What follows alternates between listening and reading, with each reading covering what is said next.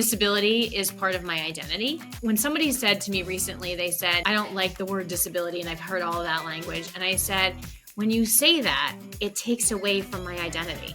It takes away from part of who I am, and it takes away from community.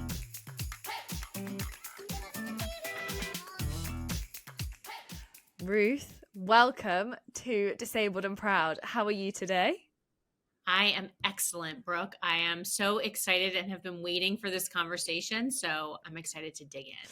So am I. I'm so excited to have this conversation. I feel like you've literally just said we probably have some really similar lived experiences, so I'm really looking forward to delving into that. But also, like, there'll be differences too, which I always find really interesting. So I'm so looking forward to it.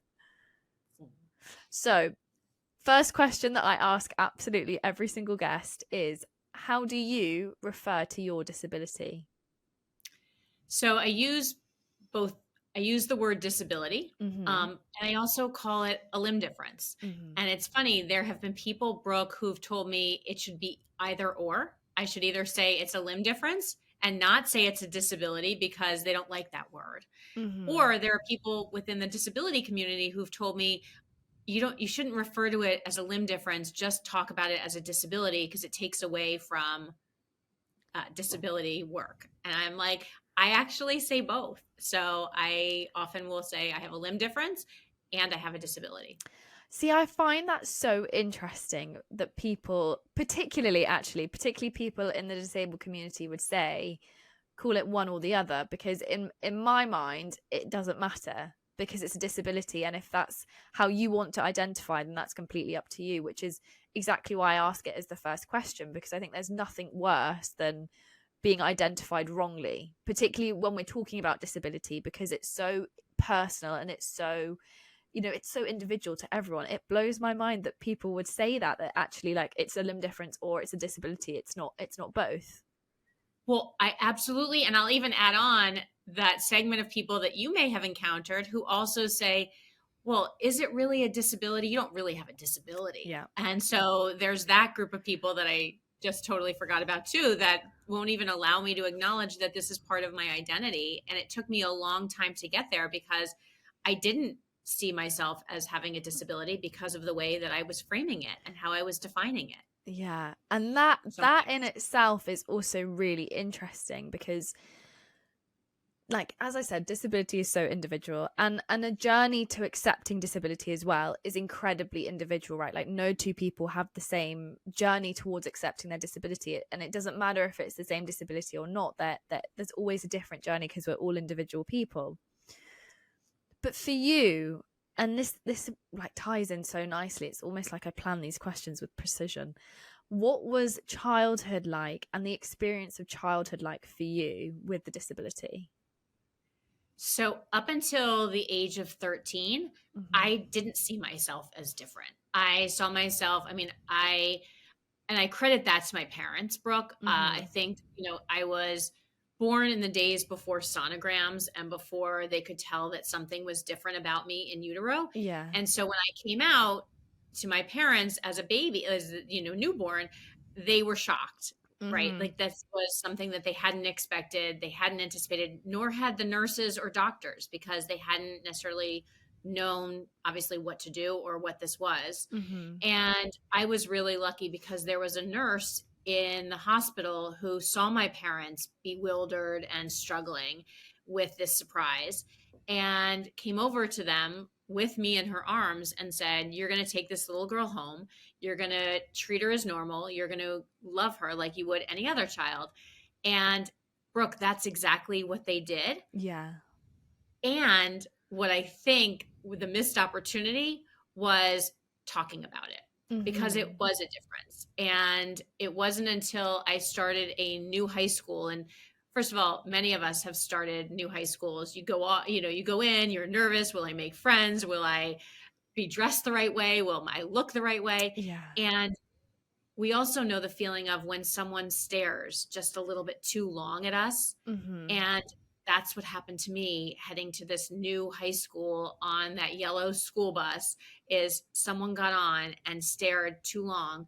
And I immediately and impulsively, Brooke, tucked my little hand into my left pocket of my jeans. And I thought it was going to be just for that bus ride, but it turned out to be a lifelong journey of learning to accept my difference and my disability. It's amazing, isn't it, that you can literally pinpoint the moment where you realize that you were different. And I actually had this conversation earlier today, is that I don't really like fully remember a moment where I was like, I'm different. But I do remember thinking like, I have to back myself up with my choices, because at some point I registered that I wasn't necessarily like everybody else. And I had to like be my own back. Whereas, you know, like teachers didn't necessarily have my back because they didn't know what to do with me. Adults had not a notion how to deal with me. Like the only other people that would have my back were my parents, and they're not always there, right? Like they're not with you at school, like they're not with you on the day-to-day stuff. And it's so interesting that you can really like pinpoint that specific moment, because it's usually that moment that does like something changes in us, and that's when we have to start like unraveling as to why we do what we do. And that's fascinating. Well, and I think as a teenager and adolescence, there's two things that are happening, right? One is healthy development wise, we want to fit in with our peers. We want to individuate from our parents, those same parents that aren't with us in school and that are, you know, watching us. We want to separate from them. That's healthy, quote unquote. And the other piece is, as a society, we often focus on what is beauty. What does it look like to be beautiful? So we get a lot of messages about what beauty is. And I haven't often seen it include disability, right? Like, or having one hand. That wasn't part of the message that I got, that was something that was beautiful or that fit in. And the other part that you're talking about, Brooke, too, in what you just said is, we have, as people with disabilities, we have to figure things out a lot on our own. And we don't often share what it's like to have to figure out, how am I going to tie my shoe? How am I going to put my hair back in a rubber band? How am I going to put on a necklace or get dressed with buttons? Like, we've had to figure those things out, and we often don't talk about those experiences. And so that lends itself to, well, maybe you don't really have a disability because you're not sharing it. Nothing's wrong. Like, you do everything.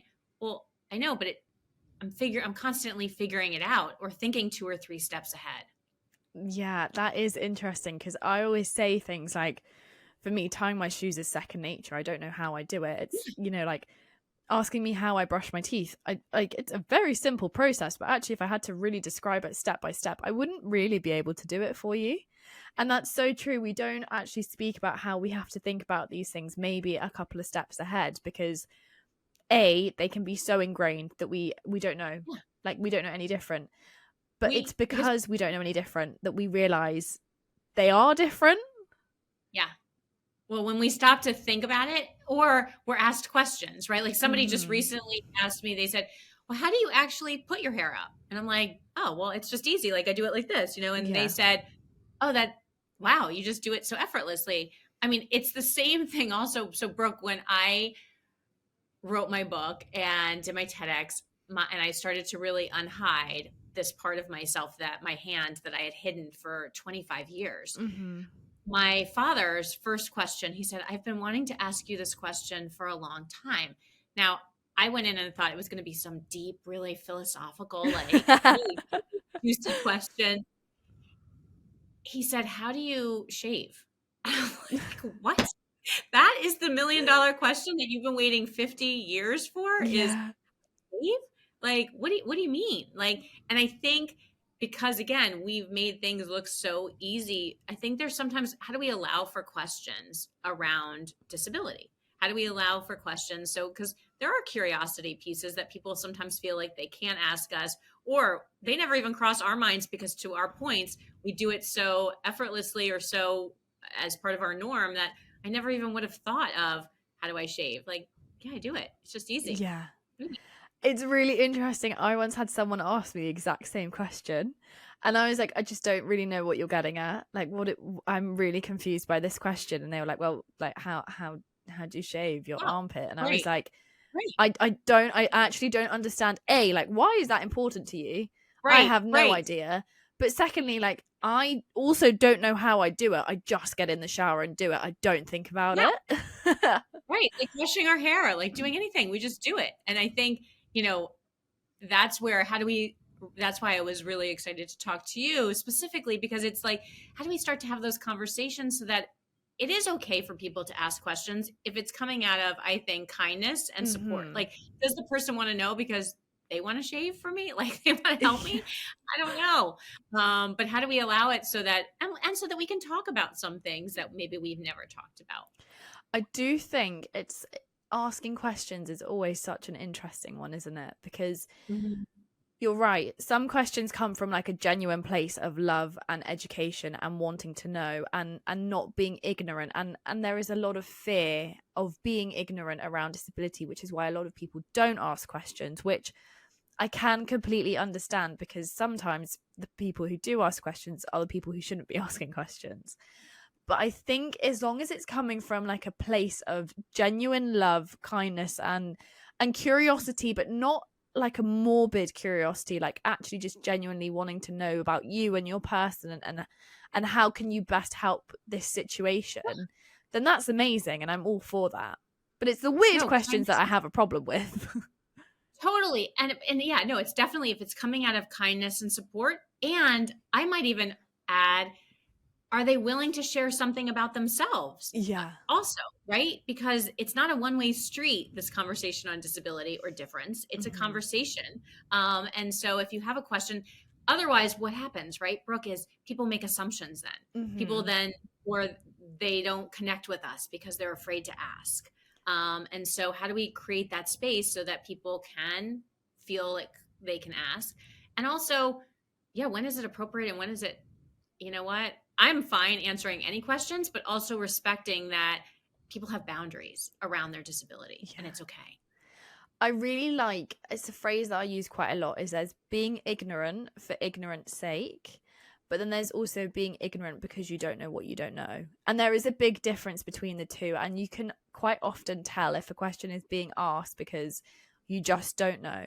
Like you don't know what you don't know until someone shows you, and that is completely fine, but somehow in today's society we've assimilated with not knowing to being the worst thing in the world, where you should know everything all of the time because we have Google and Google gives you all of the answers immediately. And actually, that's not real life, and that's not how disability works either. Right. Or Chat GPT doesn't give us all the answers that we're looking for around my disability experience or Hmm. someone else's. And I think the other piece is too, to add on to that, is we often with disability blur boundaries, right? So whether Yeah. it's the question or whether it's the reaching out. I mean, I don't know about you, Brooke, but and it wasn't until I joined a group of other people with limb differences that I Hmm. realized some of the things I had forgotten about, like the people who reach out and just grab my hand and offer to pray for it or offer to do something for it. And I'm like, yeah, it doesn't work like that. And when did I give you permission to come in here, Hmm. like to this Yeah. space? I think that happens with people with disabilities all the time. We think we're quote Yeah. unquote being helpful, but Again, that being helpful experience is something that so many disabled people, it's an experience that we all have, because at some point a stranger has genuinely thought they're maybe being helpful, and actually they are the biggest fucking hindrance possible, because you have then got in my way of my process of how I do something. And just because I do it differently doesn't mean that it's wrong. I'm doing it because it's oh, how I do it, and just because that doesn't look right to you doesn't mean that it's wrong.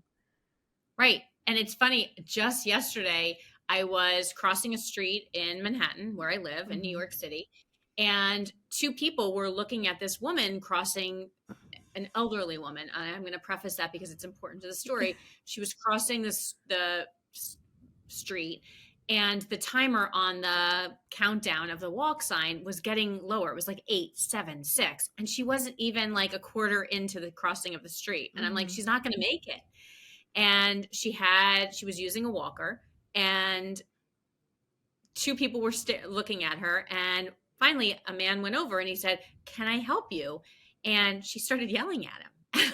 Like, so it's understanding that different people have boundaries, and to your point, she may know, like, this is how I cross the street. The woman who was also watching her said, I'm not so worried about her crossing the street. I'm worried that she has a shoelace that is untied and Yeah. is crossing the street. And that's where I focused on. I'm like, oh, I didn't even notice that. Like, I was just watching you two navigate this and thinking, yeah, how do we get her across the street with 7 seconds, 6 seconds, 5 seconds left? Yeah. But to your point, she may have had her own way of getting, like, this is what she does. She knows how to get it done. And we were being in her way, delaying her by stopping her and being like, can we help? Yeah. No. Super interestingly, I always like to think about if our disabilities have impacted the career choices we've made. And I was wondering, for you, did your disability impact the choices that you made when you were going to college and then progressing on from college? It's a really good question, Brooke. I think my immediate gut is yes. And I say that because there was a moment in my journey where I made a decision that I wouldn't, quote unquote, hide my disability in Mm-hmm. front of work people. And it's because of an experience I had of kind of being called out for my work that wasn't so great.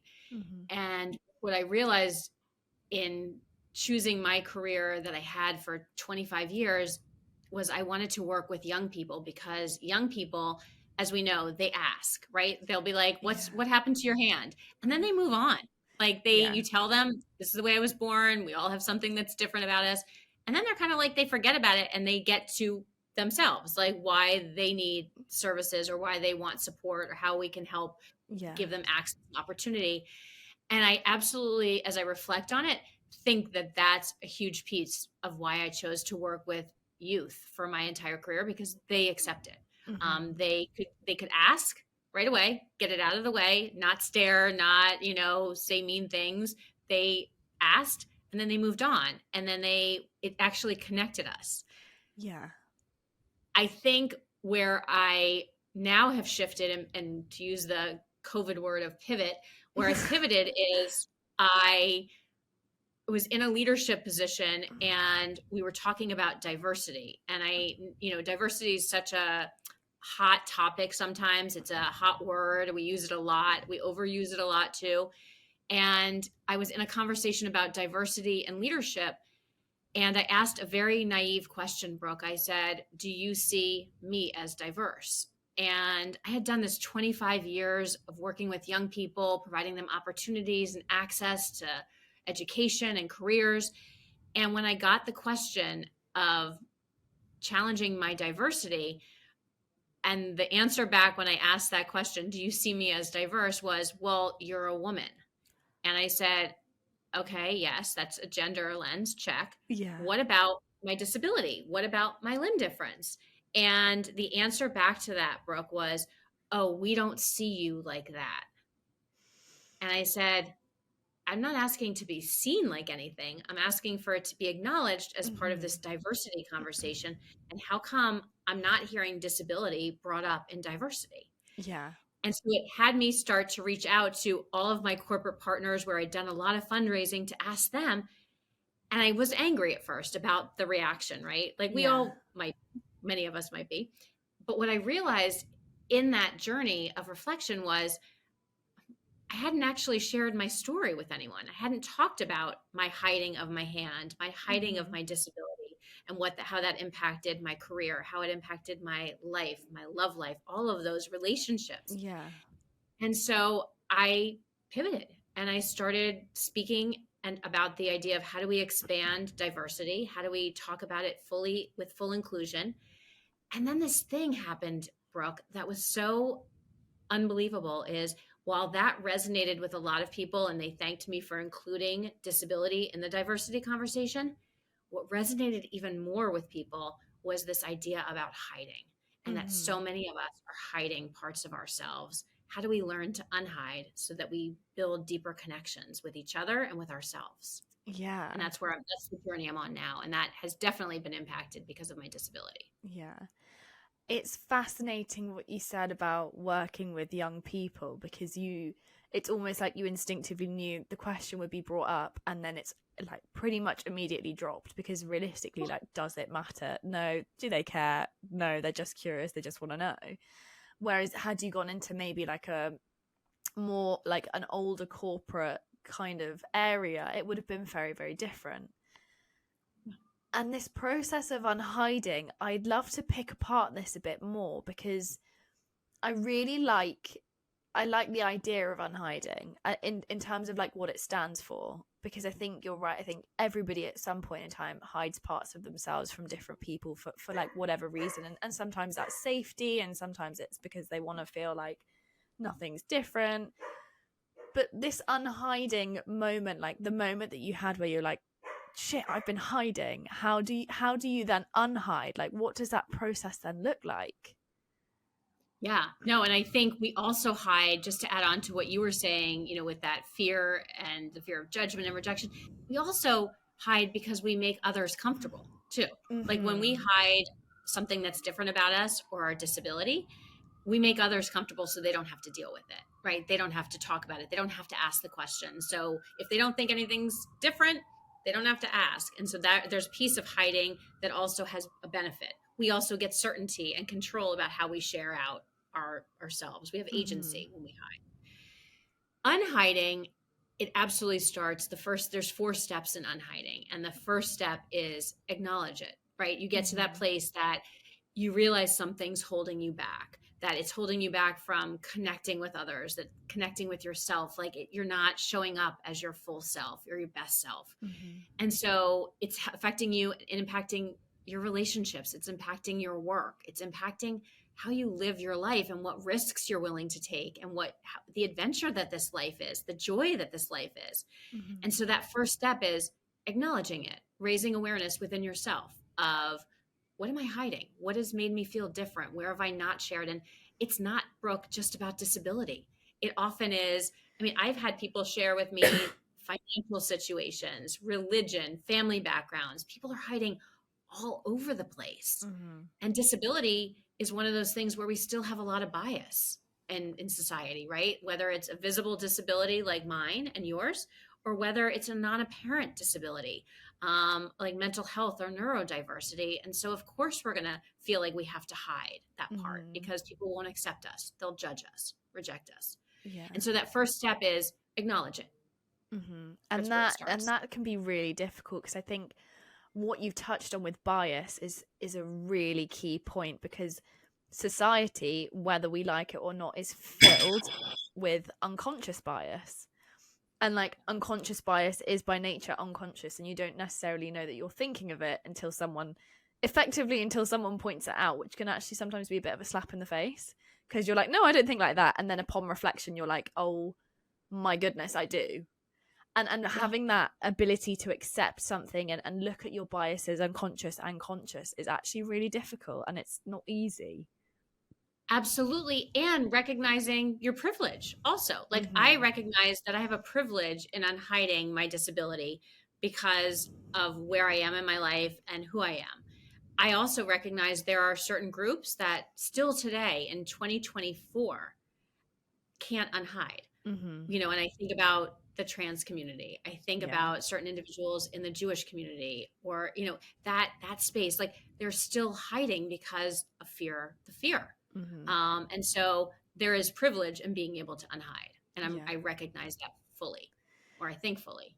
Yeah, and I think that that's also it's a really important one, isn't it? Privilege, particularly surrounding disability. I had this conversation with Mr. Warren Stapley, who is one of the most incredible men in the entire world. Like, I love him to pieces, and I think the way he speaks about disability is absolutely fascinating.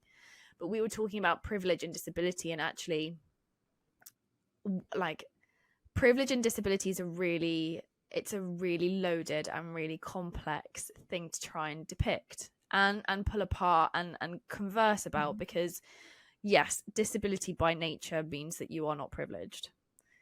However, within disability there are privileges. So for example, I am very aware that I am a white woman, I am blonde, I am 5 foot and a fluff, and I have blue eyes.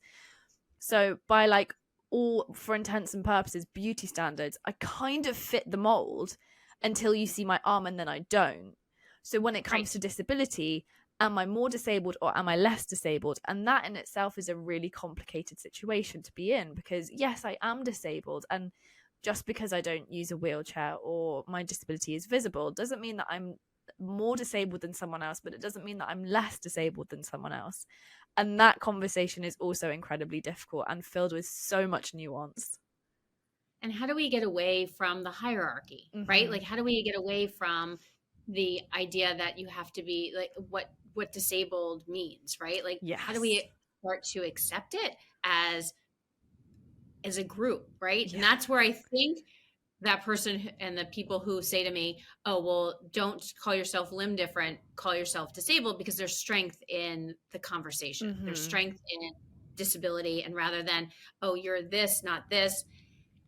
And yet I still have an issue because I think there are certain groups who feel like they have the right to do both, and but yet they judge those who don't. Yeah. I know Does that make sense? yeah, I know exactly. I know exactly what you're talking about because it's like disability is so full of nuance. And that's It's also so full of something that I nuance. love because it's individual, it's full of nuance, which means that there's never going to be one right answer, which is great because it means that I can waffle on like this forever and that's amazing. And it's going to impact all of us at some point, Yeah. right? As we always say, like it's going to be you can be at birth have a disability, you can Mhm. acquire one, or you can be taking care of somebody with a disability, and that it is something that will impact all of us. So rather than us getting caught up in the hierarchy of what counts and what doesn't count, how come we can't just talk about the, and I just heard this phrase which I love, like how come we can't identify a humanity practice around disability, right? Like, what does it mean to be human with disability? And like, that's what is the experience and what's the value? How do we value those experiences and perspectives? Oh, I love that. I love that, like humanity and disability. Oh, I think I might use that. I like that. I borrowed it from, I was just on a panel before this and I heard it, and it was from a man named John, and I will get his last name for you, but it's really a beautiful perspective of a humanity perspective that allows for unhiding, Yeah. right? That allows for us to be our best selves, that allows for us to share without judgment or rejection Yeah. who we are. So So yeah. you said there were 4 steps to unhiding, and we've covered the first one, which is acceptance. What are steps 2, 3, and 4? Yep. So it's about acknowledging it first. Mm-hmm. That's the space. Because and it's not even really about acceptance yet, Brooke, because you can't, acknowledging it only takes you part of the way to Uh-huh. acceptance. Yeah. The second step is finding your person, inviting someone in that you can share this discovery with, somebody that you can say, you know what, this is what I've been hiding, like somebody that you trust. And I imagine when I say that step, Brooke, most of your listeners and you will know that go-to person, right? Like you Yeah. have that person that you know you can count on, that like if I shared something, my secret with you, you know that they're not going to judge you. And if you don't have that person, start looking for them because they Mm-hmm. are out there. It's what happened to me. I found someone who was able to show me how to love that part of myself, how to look. Brooke, I had hid my hand so deep in my pocket for 25 years that I had never actually looked at it or touched it. And Oh, I don't know about you, wow. but I get frostbite every year because I neglected it. I didn't know how to love this part of myself because I Mm-hmm. hadn't done the work. And so inviting someone in was the only way I knew and found to actually start to love that part of myself that I deemed for so many years unlovable. Mm-hmm. So that's step 2, is invite someone in. Step 3 is build your community. Mm-hmm. Find those people with shared experiences that you can talk to like we're talking, and I'm sure we have even more offline to talk about what it's like to have a limb difference, right? What's it like Mm-hmm. to have a disability? And I remember the first time I went to an organization that I love, the Lucky Finn Project. They held a picnic, Mm-hmm. and I remember going, and it was the first time that I I didn't invent hiding. Like other people had done it too. I Yeah. really, not in a narcissistic way, but like in a way that I thought I was the only one that was hiding. And so Mm-hmm. to find out that there were other people who had struggled or who had had challenges or who had successes that we could talk about it together was this cool thing. Yeah. And so building your community becomes a really important step.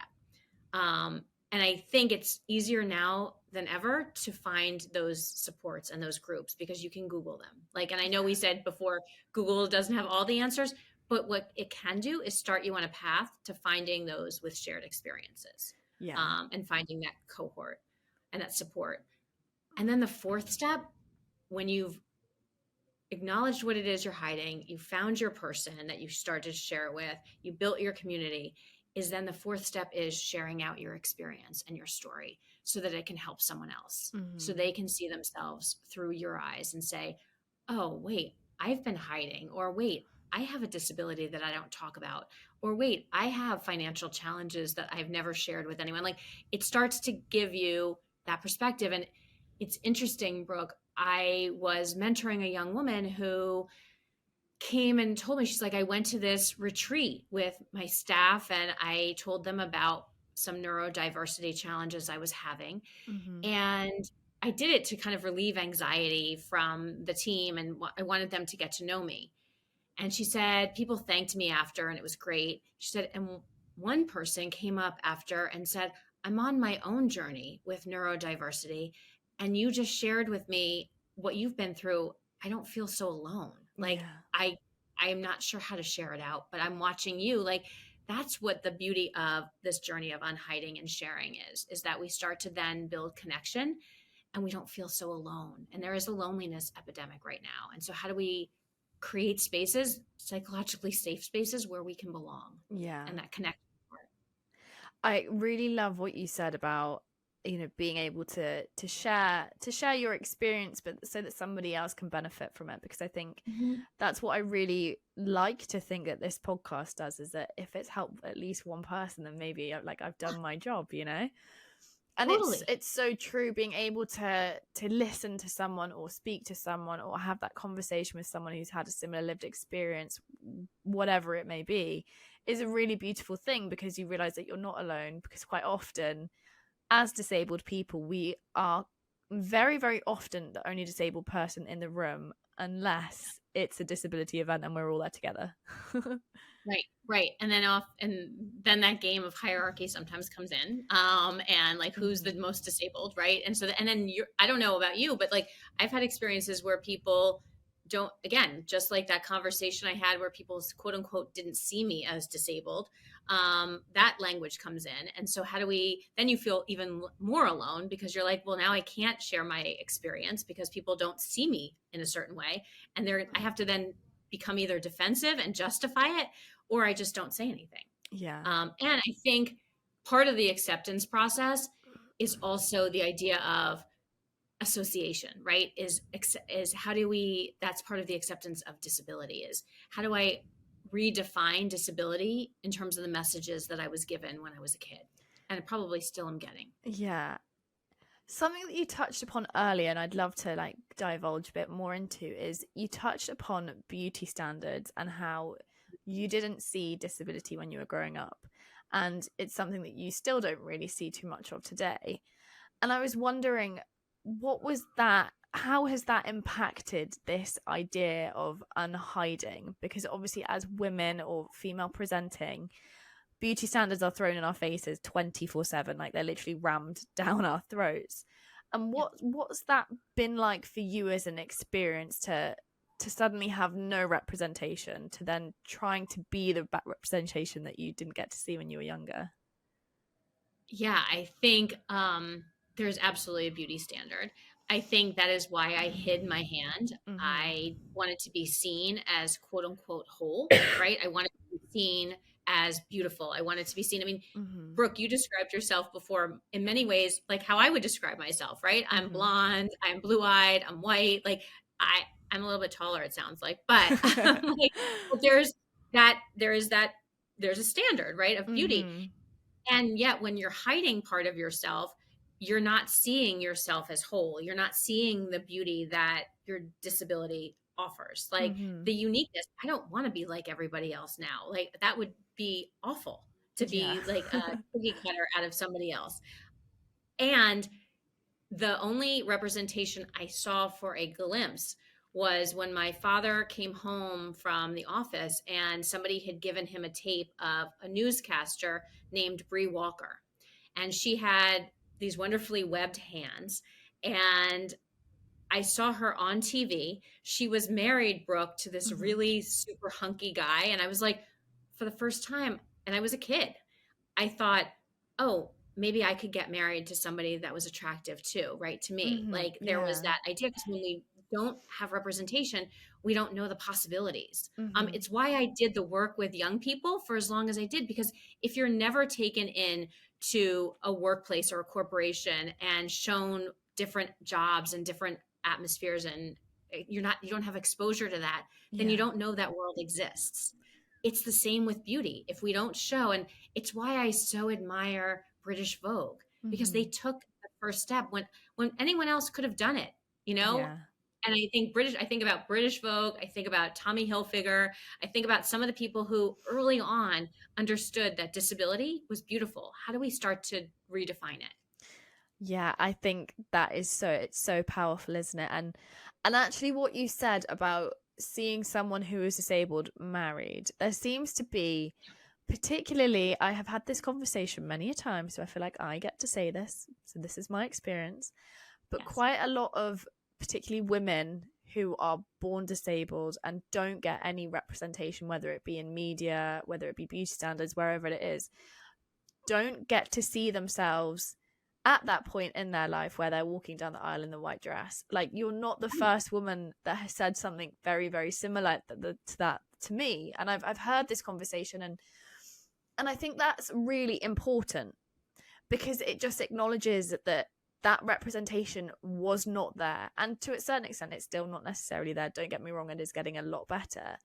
But when you think about when I was growing up, I never saw someone who looked like me in like a TV show, or I never No, saw someone like me who was like a romantic love interest in any show. And if they no. were, it was like this massive thing. Oh my God, this guy is attracted to this disabled Right, girl, and that's a right. massive deal. And actually, no wonder it can be quite a minefield to try and navigate relationships when that representation isn't there. And when that message is playing over and over in your head because you filled in the blanks of where it was missing, right? We fill Mm-hmm. in that idea that, oh, well, it's not attractive to have a disability. Oh, it's not attract like that's the message, because when we don't see it, we fill in the blanks of what that Yeah. means then. And that's super hard. And it's still, by the way, I think the beauty of unhiding is that it's a journey. There are Mm-hmm. still times, Brooke, that I struggle with the idea of beauty and my disability. Yeah. And like, will someone accept me for it?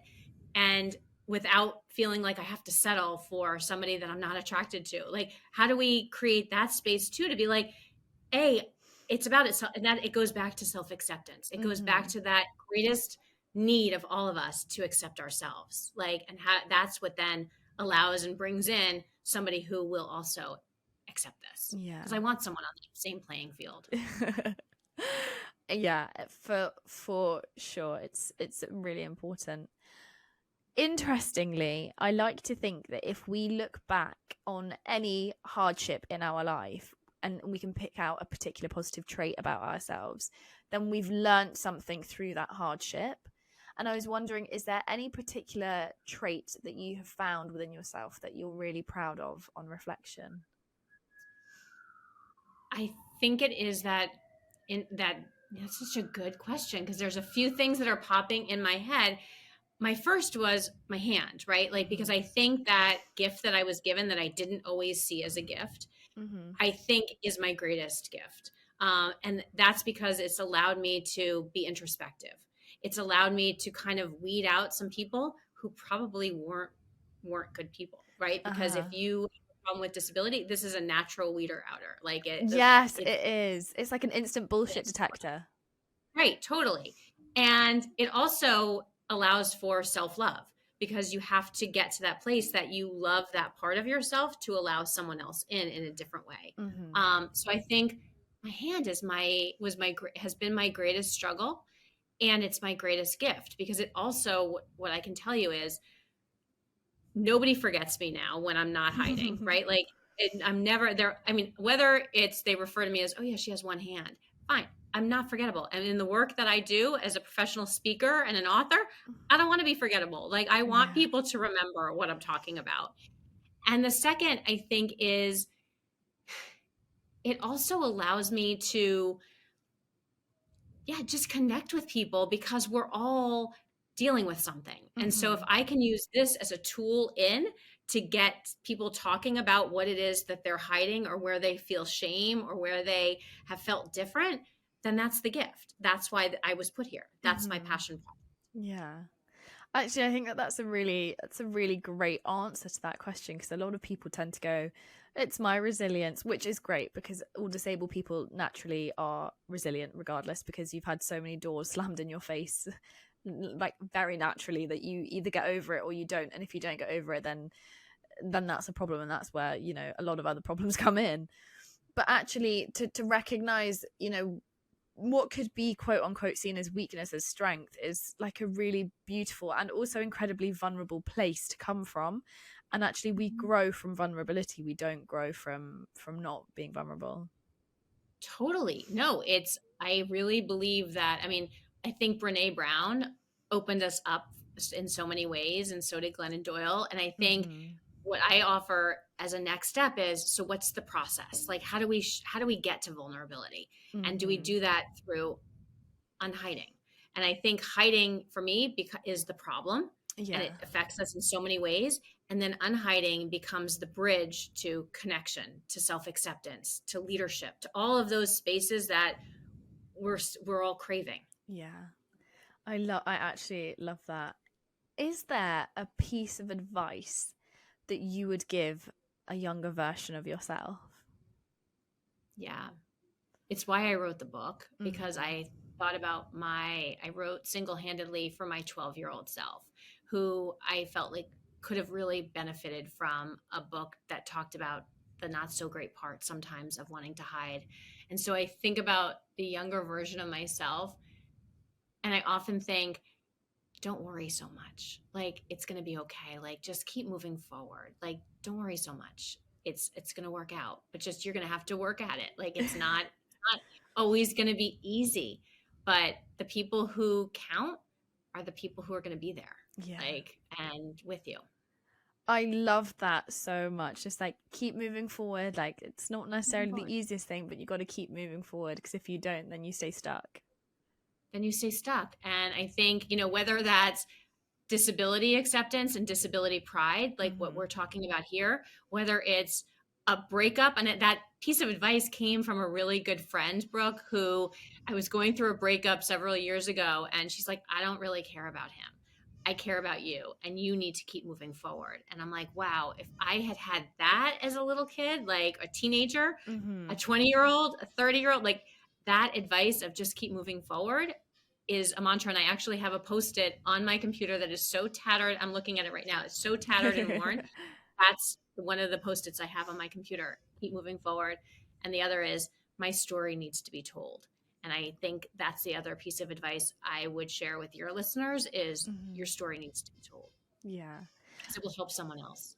Yeah. For like exactly that. I think there's so much value in storytelling. I mean, I wouldn't be doing this if I didn't think that. So this is Yeah. why I'm here. It's your passion project, right? And it's your gift. That's the gift. And we all, like, how do we, when we finally find our gifts, and it doesn't mean that's the end of the gift, like, right? Because there's so many other things that you're going to Mm-hmm. continue to build out, but it's the gift of this opportunity to share my story. So thank you. Yeah. I love that you have keep moving forward on your laptop, because I think, and I also love that it came from like breakup advice, because I think there are so many times where actually breakup advice can be used for real life. And that is like, Yeah, that is one of that's a them. Just really good book. like, just keep moving forward. Like, it doesn't matter. Like you still have to get showered. Like you might be really sad right now, but your body will thank you if you go for a shower. Like, And everybody else will thank you too, because you need to shower. No, I think that I don't, it's not my second book, but there's definitely a dating book in me. And I feel like that's a great one of like, yeah, well, we got to write this book, Brooke. Like, nice as real life. Like, My yeah. dating stories are fun. To be fair, I've never really had a bad date. I always think dates are like they're good fun, but I think Well, I dating could and share. disability is a very, very interesting topic. And what I have come to learn is that men dating with a disability is incredibly, incredibly different to women with a Mm, disability and dating, because the two are not the same at all. And I have like my own theories as to why, yeah. but they are completely two separate beasts. Yeah, that's super interesting. And I think, you know, it's funny. I also think about the people who quote unquote date people with disabilities. Like, what's special about them? Like, how did they understand disability in a very different way, right? Because I Yeah. think that's the disability pride part that I would love to infuse in everyone. Yeah. Really, yeah, that's so interesting actually, because I think I I've always dated really strong characters. Like I date Yeah. men. I date really strong characters, and actually like it's so true. All of them have always been like, yeah, it is what it is, like move on. And I'm like, okay, cool. Yeah. No, and it's funny when I was writing my book, someone said, because I talk about this person, my person who helped me with this love Mhm. and self-acceptance. And they're like, I just want to know what made him him. Like, how did Mhm. he get to that place of like self-acceptance and his journey? And I think I often say, like, when you're finding that person, think about and journal exercises for yourself of, are they a good listener, right? I would want someone who's a good listener. I would want someone who asks me questions Mhm. and who also, to your point, kind of is like, keep moving forward, right? And it calls us out on our BS too, and is Yeah. like, all right, you're wallowing in this. Why? Like, what's happening here? And I think we could even add to that go-to person list. But those are things to think about, like when you're thinking about finding that person, because it's allowing for like, I don't know about you, Brooke, and this is probably way off topic, so I'm going to make it short. But like with dating, because it could be a whole nother conversation, but I think sometimes with disability we don't allow for the questions. Like, I know when I was unhiding to somebody and I would just blurt it out, I'd say I was born with the left missing my left hand, and that's it. I didn't allow for questions, or because it isn't everybody's experience. I mean, some people have never met somebody with one hand, like, or Mhm. missing part of their left hand. So what, why not be able to ask a question to me if you're wanting to build a relationship with me? And how do I create space for that? So I've learned how to create space for it so it doesn't feel so black and white. Like, oh, here it is. This is me. Accept me or not. Okay. Well, do you have questions about it? Like, I'm just wondering, like, Oh, where that's have I struggled? so interesting because I am very much like, I'm disabled. It is what it is. Like it or lump it. See you later if you don't. Not my problem. It's yours. I I have that too. I literally just wrote a text to somebody about it because I was like, I'm not dating anymore without them knowing. Like, I don't care. I'm just done with all of that. Mhm. And what I also realized is, it's, I would want to know if somebody told me that, I don't know, they lost a parent at a young age. I'd want to be able to ask questions about it. Or if their family member had addiction issues, I'd want to be able to ask about it. Or if they graduated summa cum laude from, some top university, I'd want to be able to ask about it. So how do we create space so people can ask us about our journeys, not in a pity way, not in an No. inspirational way, but in a way that actually gets to know us because they're curious about us. Yeah. And I actually think what you said right there about it not being from pity and it not being from inspiration is incredibly important because, and I again have this conversation quite a lot, is that particularly in the UK and the UK media, it's very much you're either a benefits grounder and you're down and out and you're disabled, or you're a Paralympian and you're an absolute hero and you are a quote unquote good disabled person. There isn't really much scope for the in between, and where do we go for that representation of the in between, that like you could be a high flying businesswoman or man or person and you could be disabled. That story is never really told. So actually to see someone who might be like on a dating app or out dating or whatever, and they're just like, and I don't want to be derogatory, but like you're a bog standard disabled person, that is gonna, you're automatically gonna get questions because it's like, oh, are you a Paralympian? Are you training for the Paralympics? Because that's all you're Or exposed or am to. I going to have to take care of you because you can't do anything, Yeah, like, right? am I going to become a So, carer? yeah.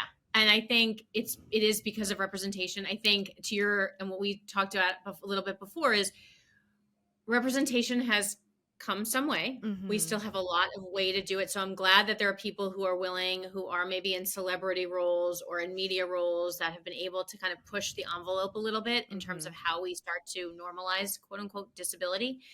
And to what you just said, how do we tell some of those other stories that actually are where I can relate to it? And that's why my hand is my gift, is because Mm-hmm. I don't use this as, oh, everyone who has a disability is going to understand my journey because I speak for everyone. No, I speak for myself. But the universal is that we're all hiding something, and Mm-hmm. it keeps us from connection. And so how do we, yeah, how does Brene Brown say, wow, I want to hear about that? Or how does, like, how does media say, wow, here's somebody, I'm not trying to make her an idol, and I'm not trying to make her those tropes that we've had for our history of disability. Mm-hmm. I'm not trying to do that with her. I'm trying to hear her story because it actually relates to any of us. Yeah. So, I like to talk about the weird questions that we get as disabled people, and particularly women get quite a lot of bizarre questions when it comes to their disabilities. And I was wondering, are there a particular set of questions that quite often pop up for you? So it's interesting. In the beginning of my book, Brooke, you'll see I have a list of those questions, which is, I mean, I think the most bizarre was a year ago, no, 2 years ago, and somebody across a parking lot, crowded parking lot, yelled to me, "Did you cut that off yourself?" Oh And my I said, god. "Why would I do that?" Like, I'm just curious, like, why would I do that? And I think that speaks to, sometimes it's not even the questions that bother me, it's the sad look when I say, "Oh, I was born with a disability." And people Mm-hmm. go, "Oh, I'm so sorry." And I'm like, "No, no. It's my gift, and it's also, not to be crass, but it's the way that I make a living. Like, it's part Mm-hmm. of my life now. Like, it's been part of my life my whole life, but it's part of how I connect to the world. So no, I'm grateful for it. Like, I wouldn't change it." I think so. The pity questions, like the pity phrases after someone asks, "Oh, what happened?" Yeah. Like, yeah, we could get rid of those. I could be good getting rid of those. You also earlier in this conversation brought up people praying for Oh, you, which is something that quite a lot of people experience, right? And like I was wondering, so when that experience happens for me, I actually then I feel very inherently ugh, like that's the only word that I can use to describe it. And what's that experience like for you as well? yeah, I have reframed it in my head as, I say, I really welcome your prayers. They're not going to do anything for the growth of this if that's what you're praying for, but I accept all prayers because Mm-hmm. there are things in my life that I want to manifest. And so if this helps from the outside, like, great. Like, if you have a connection to a higher power that I don't have right now, like, help me, because I want to find my person. I want to build this unhiding institute. Like, there are things that I want to do that, yeah, extra prayers can't hurt, but it's not going to, and I educate. I'm like, it's not going to help it grow. Like, it's just not. That's not how science works, but thank you. Right. And that's a whole nother debate too, is science and religion that we could get into for a whole nother session. Yeah. Yeah. A lot to talk about, Brooke. I actually only have one final question for you today, but I feel like this conversation could go on for ages and ages. And I think we're probably going to have to do a part two because I think this has been such a fun conversation to have. Now we'll really dig into the real stuff. Yeah. Yeah. But my final question for you is, are you disabled and proud? Absolutely. I don't even have a hesitancy on that. I think disability is part of my identity. Mm-hmm. It's part of my pride because when somebody said to me recently, they said, I don't like the word disability, and I've heard all of that language. And I said, when you say that, it takes away from my identity. It takes away from part of who I am, and it takes away from community. Like, with being part of the disabled community has given me a space where I feel accepted, and I don't have to justify all the things that, Brooke, we have to justify over time with disability. Mm-hmm. It's like you get almost like a hall pass, like you get to be in it, and you get to be accepted. Yeah. And even with all the nuances there's like, part of my identity is disability, and it took me a while to get there. But Mm-hmm. now that I'm in, yeah, it's part of who I am. Yeah. Like, and those that say no, I'm like, it's not part of your identity, then you don't have to own it, but it is part of mine. Yeah. And I ask you to respect that. Yeah.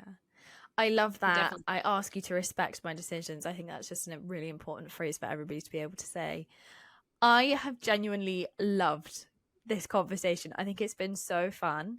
And I want to really thank you for taking time out of your day to talk to me about unhiding and the process and your book. I have genuinely loved this. So thank you for coming on the podcast. No, thank you for making space for this too, this conversation. And I think it's probably one of many that we'll have together, because I think your audience deserves to hear the different side of disability. And the pride part is a big piece of it, Brooke. So thank you for creating that space for us to share stories. Amazing. Thank you so much. Thank you. Thank you. And thanks for your enthusiasm. Love it.